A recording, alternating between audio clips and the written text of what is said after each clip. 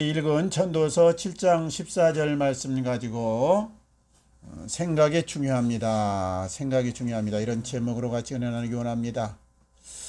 어렵게 돈을 벌었지만은 그렇게 잘 나가는 사람이 있었습니다. 이제 부자입니다. 그런데 어느 날 두 사람이 다 돈을 잃어버렸습니다. 한 사람은 그 소식을 접하고 돈을 잃어버렸다는 이 생각에 사로잡혀 가지고 분노하고 억울해하고 또 걱정하고 절망이 되어서 아무것도 하지 않았습니다. 그냥 포기해 버렸습니다. 손을 놓았습니다. 다른 한 사람은 파산 소식을 접하고 잠시 당황했지만은 조용히 생각했습니다. 이미 벌어진 일이다. 내가 괴로워하고 자책한들 날아간 돈이 다시 돌아올 일은 없다. 좀 어렵기는 하겠지만은 그러나 다시 시작하겠다. 다시 마음을 다잡고 열심히 성실히 살았습니다. 얼마 후에 다시 부자가 되었습니다. 그러나 돈을 잃었다는 생각에 자포자기하고 아무것도 하지 않고 절망감에만 빠져있던 사람은 결국 불쌍한 처지가 되고 말았습니다. 상황보다 중요한 것은 내가 그것을 어떻게 바라보느냐 하는 나의 생각에 달려 있습니다. 오늘 말씀을 보세요. 지혜자 솔로몬이 우리에게 주는 말씀이 뭡니까? 형통한 날에는 기뻐하고 곤고한 날에는 생각하라. 형통할 때는 즐거워하고 기뻐하는 것이 좋습니다. 그러나 곤고한 날, 어려움을 당하고 힘들 때에는 낙심하고 포기하지 말고 생각하라. 어떻게 해야 될 것인가? 어떻게 내가 다시 하나님의 복을 회복할 것인가? 생각하라. 하나님이 이 두 가지를 병행하사 장래를 능히 헤아려 알지 못하게 하셨느니라. 무슨 말입니까? 사람은 누구나 다 잘 되기를 원하고 형통하기를 원하는데 이것은 운명이나 사주팔자 타고난 것이 아니다. 내가 살아가면서 어떤 생각을 하고 어떤 행동을 하고 어떻게 대처하느냐에 따라서 다르게 나타난다. 잘 될 수도 있고 안 될 수도 있고 올라갈 수도 있고 추락할 수도 있다. 그러니까 운명이 아니란 말이에요. 사주팔자가 아니란 말이에요. 그래서 하나님 앞에 확정이라는 것은 없습니다. 하나님이 복 주기를 원했지만 내가 복받을 삶을 살지 못하면 우리가 어려운 삶을 살 수밖에 없고, 혹시 하나님께서 벌 주려고 했어도 내가 돌이키고 바른 삶을 살게 되면 아름다운 결실을 맺고 형통한 이 삶으로 인도해진다는 약속입니다. 중요한 것은 모든 것은 내가 결정한다는 겁니다. 환경이나 주변이나 다른 사람에 의해서 아니라 내 생각 그리고 내 말, 내 행동에 따라서 미래가 결정된다는 이 사실입니다. 그런 말이 있지 않습니까? 생각이 말이 되고 말이 행동이 되고 행동이 습관이 되고 습관이 곧 그 사람의 성품이 된다. 그리고 성품은 바로 그 사람의 인생이고 삶을 만들어간다. 그러니까 모든 출발은 생각입니다. 생각. 어떤 생각을 하느냐, 무슨 생각을 하느냐, 이게 중요합니다. 생각은 원인이고 삶의 여러 위치라든가 풍성함이나 곤고한 이런 모습들은 결과일 뿐입니다. 생각을 바꾸지 않으면 아무것도 바뀌지 않습니다. 매 순간 하는 내 생각들이 결국 내 운명을 결정하고 내 삶을 만들어가는 것입니다. 그럼 우리가 어떻게 해야 되느냐? 먼저는 생각을 체질화하기 바랍니다. 습관화시키자. 생각 없이 사는 사람들이 있죠. 물론 생각을 전혀 안 하는 건 아니지만 깊이 그리고 넓게 생각을 안 한다는 뜻이죠. 우리가 살면서 사람을 대하면서 어떤 때는 내가 원치 않는 말이나 행동들이 튀어나와서 뒤늦게 후회를 하고 아차 이렇게 뉘우칩니다. 당황합니다. 왜 그러냐? 자기도 모르게 습관을 쫓아서 체질화된 이 성품대로 그대로 표현해 버렸기 때문에. 모든 것은 이 습관이라는 게 참 중요합니다. 그래서 사람을 대하는 습관, 말하는 투 습관, 뭔가 갈림길에서 결정하는 이 습관, 이게 중요합니다. 이 생각도 습관입니다. 습관. 생각도 습관이다. 그러니까 생각을 체질화시키고 습관화시켜야 된다. 누굴 만나기로 했으면은 무작정 나가지 말고 어디서 가서 무얼 먹고 어떤 대화를 나누고 어디까지 오픈하고 그리고 어떤 감정으로 대할까 미리 생각을 하고 가면 더 아름다운 이 만남이 되겠지 않습니까? 또 무슨 직업을 정한다거나 일을 할 때도 그냥 부딪혀 볼 수도 있지만 미리 생각을 하고 하는 겁니다. 아, 이 일을 맡으면 내가 이렇게 풀리겠구나. 이러려면 내가 이러이런 준비를 해야겠구나. 어떻게 대처하고 어떻게 정해야 될지 미리 생각을 해보는 겁니다. 이것은 매사 말하는 것도 그렇습니다. 말하는 것도 일하는 것도 사업을 하는 것도 그리고 또 일어나서도 산책을 하면서도 운동을 하면서도 무작정 하지 말고 생각을 하면서 하면 더 아름답게 더 효율적으로 역사가 일어납니다. 인간이 왜 위대합니까? 인간을 왜 만물의 영장이라고 하는 겁니까? 영적으로 보면 하나님의 형상이라 그렇습니다. 현실적으로 보면 생각하기 때문에 그렇습니다. 일찍이 프랑스의 그 파스칼이 팡세에서 인간은 생각하는 갈대라 했는데 생각을 하기 때문에 인간은 갈대같이 연약하지만 다른 동물에 비해서 별로 힘도 없고 그리고 미약한 것 같아 보이지만 위대한 것이다 이 말입니다. 그런데 하나님이 주신 이 무한한 자산 생각이라는 이 달란트를 사장시켜 버리면 땅에 묻어 버리고 쓰지 않으면 개발하지 않으면 제자리 걸음을 하거나 뒤로 처질 수밖에 없겠죠. 하나님이 복을 줄래야 줄 수가 없겠죠. 하나님이 크게 쓰실래야 쓰실 수가 없는 겁니다.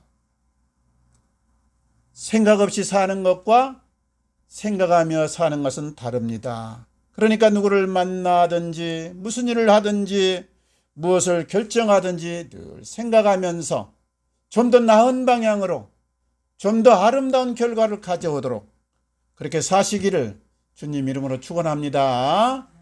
두 번째는요, 생각을 하면서 생각을 체질화시켜야 된다. 첫 번째. 두 번째는 생각을 하되 플러스 되는 생각을 해야 됩니다. 생각에는 크게 보면 플러스 생각과 마이너스 생각이 있어요. 그러니까 플러스 생각은 창조적인 생각입니다. 긍정적인 생각입니다. 밝은 생각입니다. 당당한 생각입니다. 사랑의 생각입니다. 지혜로운 생각들입니다. 마이너스 생각은 뭐냐? 내 인생을 소모시키는 생각, 부정적인 생각, 비굴한 생각, 내 욕심만 챙기는 생각, 어리석은 생각. 그러니까 우리가 플러스 되는 생각을 많이 해야 된다. 이것을 발전시켜야 된다 이 말이에요. 에디슨이 1847년부터 1931년까지 84년을 살았는데 옛날로 말하면 장수했죠. 그런데 특허를 낸 것이 1093가지. 그러니까 발명한 것이 1093가지 발명품을 만들었다. 그래서 오늘날 우리가 쓰고 있는 이 전구라든가 녹음기라든가 영상이라든가 대부분의 것을 기초를 누가 놓았느냐? 그 처음 딱 발판을 마련한 사람이 기계를 만든 사람이 에디슨. 그래서 에디슨을 발명왕이라 많은 사람들이 존경하지 않습니까? 에디슨이 우리에게 가르쳐주는 것 두 가지가 있어요. 생각하라 그리고 실행하라. 에디슨이 위대한 말 했잖아요. 내 이 모든 창작품, 발명품은 99%의 노력과 1%의 영감이다. 그러니까 타고난 거는 한 1% 정도밖에 안 된다. 99%는 내가 생각하고 실험하고 또 생각하고 실행해보고 계속해서 반복하면서 그래서 내가 이것을 만들 수 있었다. 하나님이 이런 아름다운 결실을 맺게 했다. 창조적인 생각 플러스 생각을 계속 하다 보니까 여기에 가속이 붙어가지고 나중에는 많은 천여 가지의 이런 발명품을 그렇게 만들었다 이거죠. 그래서 점점 생각이 창조적인 생각이 가속을 붙고 넓어지고 깊어지고 커졌던 것입니다. 좋은 생각을 깊게 하고 넓게 하고 크게 하려면은 각자 뭐 사람마다 다르겠지만은 제가 보기에는 한 서너 가지를 이렇게 하시면 참 좋을 것 같아요. 첫째는요, 좋은 것을 많이 접해야 됩니다. 창조적인 것을 많이 발전적인 것을 접해야 됩니다. 아이들이 태어나면요, 대부분 부모를 닮습니다. 유전자가 같다 보니까 외형은 다 부모를 닮는다고 하지만 성격도 식사하는 것도 좋아하는 음식도 체질도 그리고 말도 행동까지 나중에 가보면 판박이가 되는 경우가 참 많습니다. 왜 이렇게 되는 거냐? 이거는 후천적인 요인 때문에 그렇다. 부모가 말하는 법, 부모가 먹는 것, 그리고 부모가 하는 행동들을 매일 보면서 접하고 살다 보니까 자기도 모르는 사이에 자동으로 입력이 되어가지고 어느 날 보니까 부모와 판박이가 되어 있다 이거죠. 그렇습니다. 사람은 환경을 만들기도 하지만 환경이 사람을 조성해 갑니다. 환경이 사람의 감정과 생각을 지배한다는 이 말이에요. 그래서 늘 대하는 이 환경이 중요합니다. 환경을 깨끗하게 정리정돈하며 살 필요가 있고 또 관리를 해야 됩니다. 집은 쾌적하게 만들고 만나는 사람도 술 친구나 마약 친구나 게임 친구나 도박 친구나 놀기 좋아하는 친구보다는 긍정적이고 부지런하고 활력 있고 그리고 바른 사람을 만나는 것이 필요합니다. 일하면서도 그냥 되는 대로 하지 말고 어떻게 하면 효율적으로 잘할 수 있을까 생각하면 더 아름다운 역사가 나타납니다. 여행을 다녀도 술집이나 유흥가 위주로 다니지 말고 나를 힐링시킬 수 있는 순하게 그리고 내 마음을 아름답게 따듬어주는 곳으로 여행을 가면 좋습니다. 영상을 봐도 야동이나 쓸데없는 연속극 같은 건 너무 몰입하지 말고 다큐멘터리 같이 사실적인 것 그리고 내 마음을 편하게 해주는 것들을 보면 좋습니다. 좋은 것을 보면서 좋은 환경을 만들어가면서 내 감정과 내 생각을 그쪽으로 업그레이드 시키기 바랍니다. 첫 번째는 좋은 것을 우리가 접해야 된다. 두 번째는 공부를 해야 됩니다. 공부는 초등학교, 중고등학교, 대학교 마치면 끝이냐? 아닙니다. 죽는 순간까지 제가 늘 해야 될 세 가지가 늘 머리에 있는데 공부하자. 죽는 순간까지 성장할 수 있습니다. 두 번째 일하자. 세 번째 건강 지키자. 이거 살면서 필수 요인입니다. 필수 코스. 선택사항 아니고 필수 코스. 혼자 생각하고 묵상하는 것은 한계가 있습니다. 이 책이나 전문가의 도움을 받으면 생각의 폭이 효율적으로 더 넓어지고 깊어지고 크게 되는 것입니다. 책은 한 사람이 자기의 심혈을 기울이고 경험을 다 동원해 가지고 써놓은 것 아닙니까? 전문가라는 건 뭐예요? 한 분야를 깊이 파고 들어가지고 그것을 세밀하게 정리한 그런 일생을 바친 사람의 이야기입니다. 그러니까 전문가나 이 책의 도움을 받으면 얼마나 좋은지 몰라요. 지금은 지식의 홍수 시대라고 합니다. 지식의 홍수 시대. 지식이 넘쳐난다 이거죠. 하루에도 수천 권의 책이 나옵니다. 수만 가지 정보가 새로 공개가 됩니다. 문제는 내 마음이고 내가 그것을 흡수하겠다는 의지가 있냐는 것입니다. 혹시 책 보기 싫고 또 부담이 된다고 하면 지금은 편리한 시대니까 신경 쓸 거 없습니다. 딱 인터넷만 열면 유튜브만 딱 켜면 책 읽어주는 여자, 책 읽기 좋은 날, 뭐 책돌이, 아주 새로운 책만 신간책, 유익한 책만 쫙 모아가지고 읽어주는 분들이 또 있어요. 중요한 것은 내 마음이죠. 제가 요즘에 좀 마음 쓰는 것이 두 가지를 배우는데 영어 회화 좀 배우고 있고 바둑 배우고 있습니다. 예, 치매 안 걸리게 좋다 이런 걸 듣고 제가 하려는데 옛날에도 약간씩 했지만은 본격적으로 해보는데요. 처음에는 부담도 되고 야 이게 성과가 있을까 의심도 들었는데 한 몇 개월 해보니까요. 점점 가속이 붙고 스트레스와 부담보다는 재미가 있고 즐겁습니다. 그래서 요새는요. 새 것을 익히고 배우니 어찌하니 즐거운가 콧노래가 절로 나와요.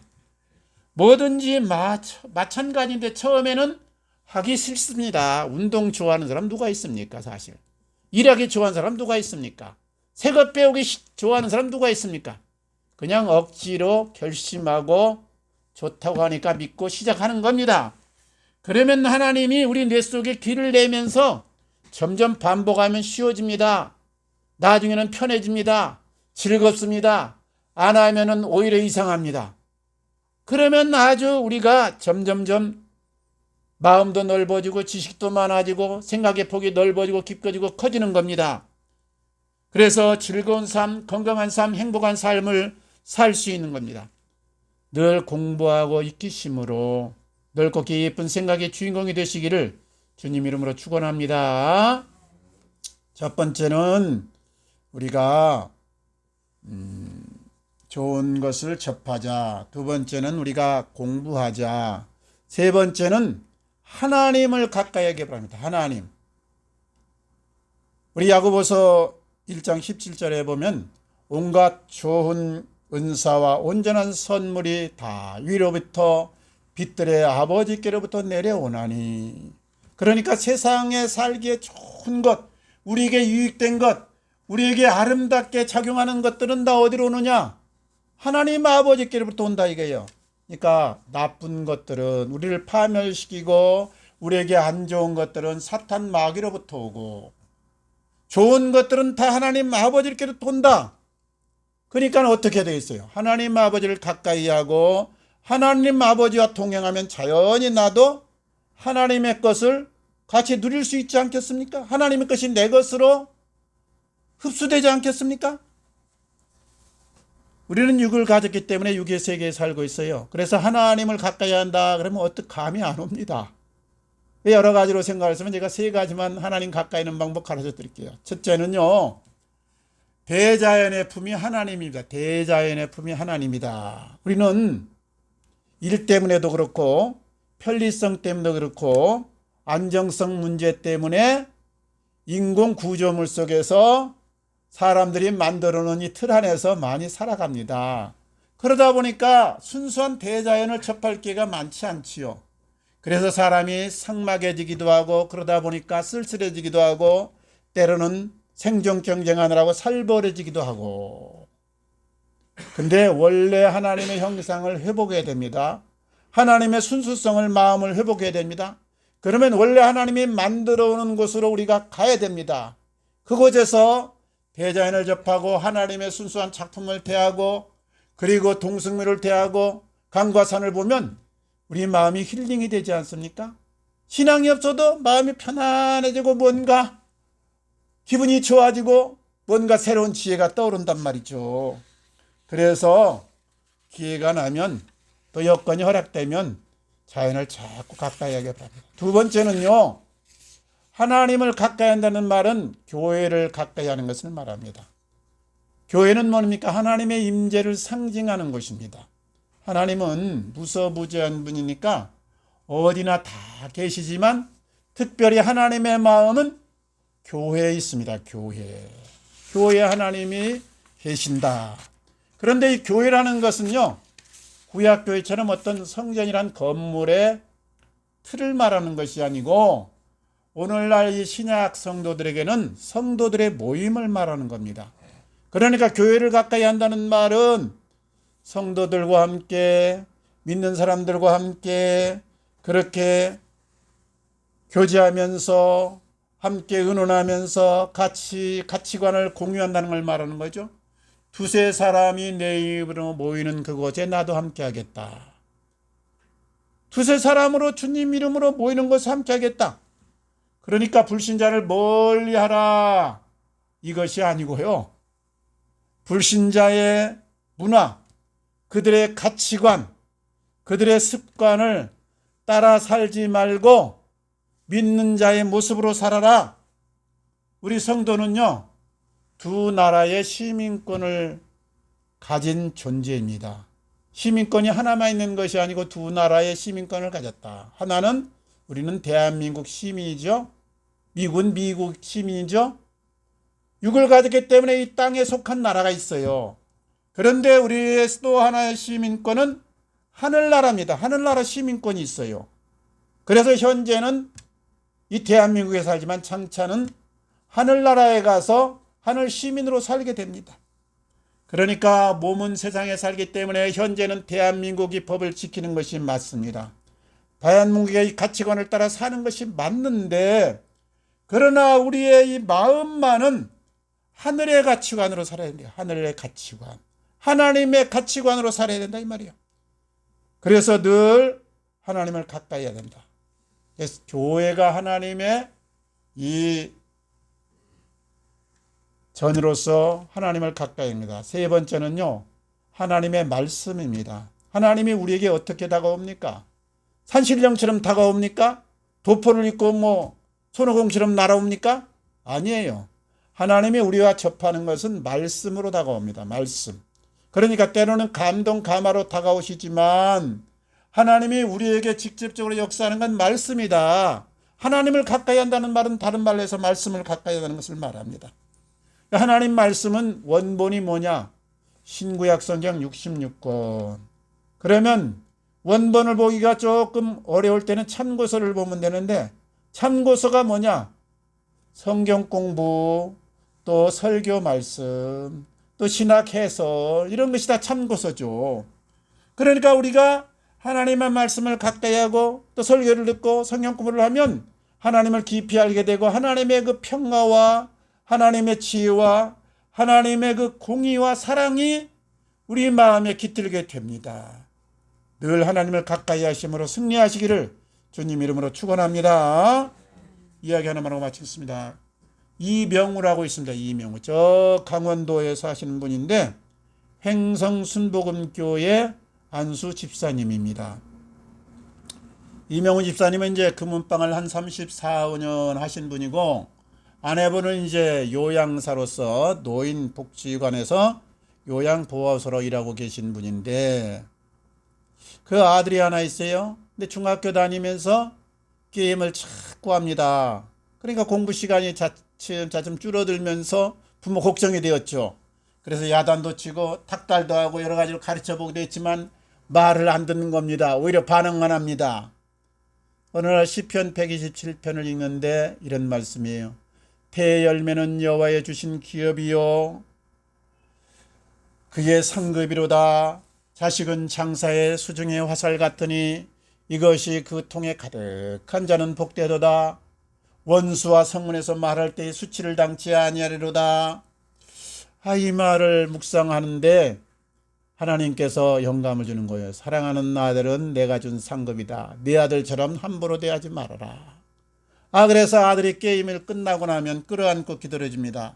하나님, 사랑하는 하나님, 좋으신 하나님, 이 아들은 하나님이 주신 상급입니다. 하나님의 아들입니다. 이 아들로 인해서 이렇게 건강하게 그리고 내가 기쁨을 누리게 하시니 감사합니다. 장차 이 아들로 수치를 당하지 않게 하시고 영광을 얻게 될 줄로 믿습니다. 그리고 매일매일 기도해줬더니요, 이 아들이 그리고 구박하거나 야단 안 치고 너 잘한다, 넌 건강하기만 안 된다.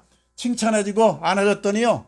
변화되기 시작한 거예요. 사람은 매를 가지고 닥달해 가지고 잡는 데는 한계가 있습니다. 요즘 애들 특별히 말 안 듣습니다. 사랑을 먹으면 이게 순해지는 거예요. 사랑을 먹으면. 위로를 받으면 이게 부드러워지는 거예요. 그래가지고 고등학교 오더니 점차 게임을 줄이고 스스로 알아서 공부하고 또 대비하고 그러더니 결국은 이제 경찰 공무원 딱 합격해가지고 원주 경찰서에서 근무합니다. 근데 어느 날 밤 원주 경찰서에서 전화가 왔어요. 사장님, 저 금은방 털려가지고요. 지금 어렵게 됐습니다.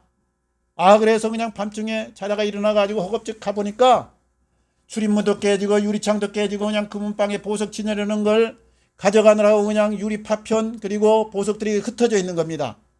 그래서 대충 수술해 보니까 한 2억 원 정도가 도난된 겁니다. 야, 어떻게 하냐. 아내한테 이제 그 밤중에 요양사에서 그 할머니들 할아버지들 돌보고 있는 아내한테 전화를 했더니 아내가 하는 말이 마침 제가 쉬는 시간이라 시편 127편을 읽고 있던 중입니다. 한번 들어보세요. 그러는 거예요. 하나님이 집을 세우지 아니하시면 세우는 자의 수고가 헛되고 하나님의 성을 지키지 아니하시면 파수꾼의 경성함이 허사로다. 이걸 읽어주면서 하는 말이 여보 그래도 금은방에 조금 보석 털린 것 빼고 사람 다치지 않아서 얼마나 감사합니까? 모든 것을 하나님이 지켜줄 줄 믿고 우리 기도합시다. 그래서 이제 감사 기도하고 또 하나님께 모든 걸 일임합니다. 기도를 했어요. 한참 지나고 3시간 후에 원주경찰서에서 전화가 왔습니다. 사장님, 천만다행입니다. 범인이 CF는 버스터미널 가가지고 지금 다른 데로 탈출하려고 그랬는데 잡았습니다. 그래서 이제 달려가 봤더니요. 아직 밤이라 팔아먹지 못한 거예요. 그대로 갖고 있는 겁니다. 지금 조금 몇 시간만 지났으면 CF버스 타는 거 딴 데로 좀 튀었을 텐데 못 튀고 있는 겁니다. 그대로 다 회수했어요. 하나도 유실되지 않았습니다. 하나님의 도우심이요. 평상시 하나님을 의지하고 무슨 일을 만나가든지 염려하지 말고 감사함으로 너희 구할 것을 하나님 앞에 아뢰라. 이 말씀대로 실행했더니 한 해를 하나님께서 은혜를 베풀어 준 겁니다. 황급한 일을 만나도 말씀을 붙들고 하나님 말씀대로 생각하고 행했더니 하나님이 합력하여 선을 이루시고 합당하여 유익되게 하신 겁니다. 이 일로 인해서 간증을 하게 됐고 하나님께 더 큰 영광을 돌리게 되었습니다. 말씀을 했습니다. 늘 좋은 환경, 또 좋은 사람을 가까이 하심으로 좋은 생각의 기초를 쌓으시고 공부하고 또 새 것을 익히면서 좋은 생각들을 업그레이드 시키시고 늘 하나님과 동행하심으로 하나님의 공의와 사랑과 평화 그리고 지혜를 받으셔서 우리 생각의 폭을 넓혀가시기 바랍니다. 그래서 아름다운 결실, 아름다운 인생 되시기를 우리 주님 이름으로 축원합니다. 같이 기도하겠습니다. 아버지 감사합니다.